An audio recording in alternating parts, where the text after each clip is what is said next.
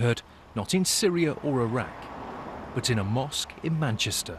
It's wrong, it's evil, it shouldn't be happening in Manchester. Mustafa Graf, these are your words. You must do jihad in Allah's path. Tonight, we confront the imam in charge and reveal his connections to the Manchester bomber Salman Abedi. Sadly, I wouldn't be surprised if Salman Abedi's horrific suicide bombing was partly inspired by this sermon.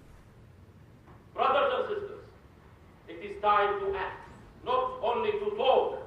This audio was obtained by the BBC, a recording of Friday prayers inside Didsbury Mosque in December 2016. The same mosque where Salman Abedi and his family would pray.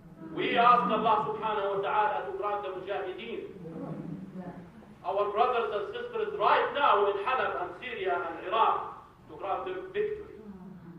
We played the sermon in full to 2 Islamic scholars. Lots of brothers stayed behind, unfortunately. They love Islam and Muslims, but they do nothing for the support of their brothers and sisters. The jihad he's referring to here is actually being on the battlefield. There's no ifs and buts in this. From the context and the way these texts are used, it's very clearly referring to military jihad, to armed jihad. The whole world is watching. The sermon focused on people suffering in Syria. It included an appeal for donations and also this. The whole world, including Europe, America, what's so-called the civilized world, they know that Iran, Russia, and the militias are killing humans in Syria. And they do nothing.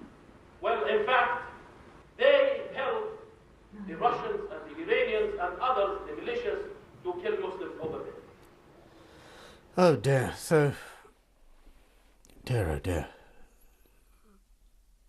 So he's reiterated the call not only to stop living a normal life, do something drastic, but to be with the small group of true, sincere Muslims. He's giving them the narrative of them against us. He is psychologically and practically brainwashing young people into either travelling or to do something, to take action. We can't be sure where Salman Abedi was on the day of the sermon, but we've been told that 10 days after, he bought a ticket for the Ariana Grande concert. If Abedi was in this congregation, I fear that this sermon may well have contributed to his resolve to punish civilians in Britain for somehow being complicit in the murder of Muslims in Syria. Mustafa Graf refused to be interviewed. Mustafa, Ed from BBC News. But we wanted to know why he gave the sermon inside the mosque. Were you trying to incite violence? Were you calling for armed jihad? No, never did that. Well, do you want to take a look at these words? These are your words. Mustafa Graf, can we talk? After the Manchester bomb, he condemned the attack. Off camera, he denied preaching Islamist extremism. Mustafa Graf, these are your words.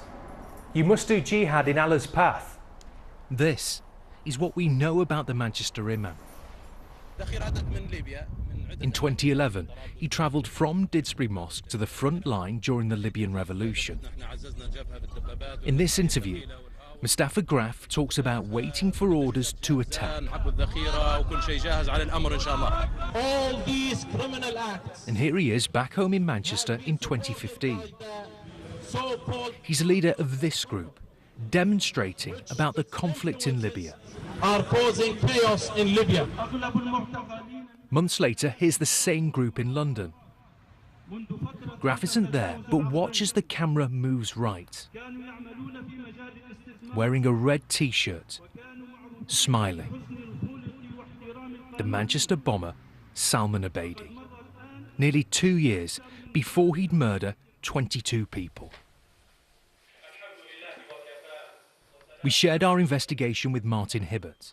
He and his daughter were closest to Salman Abedi when his bomb exploded.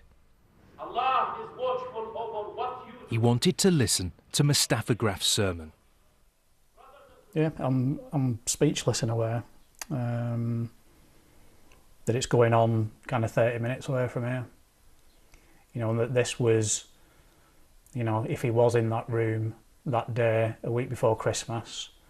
You know, a week later I was, you know, or my daughter was unwrapping a surprise Ariana Grande ticket. This was Martin and his daughter Eve hours before the concert. She's been left severely brain damaged. She can't eat, she can't speak, she can't move the left side. If you could go and see this imam, Yeah. what would you say to him? God.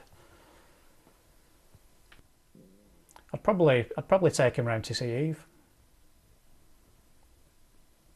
I don't think I'd need to say anything, really. Our investigation heard at least 5 men who attended Didsbury Mosque either travelled to Syria or have been jailed for supporting so-called Islamic State. Trustees of the mosque deny this.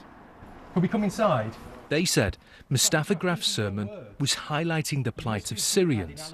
His use of the words jihad and mujahideen have been misinterpreted, and they don't tolerate extremist preaching.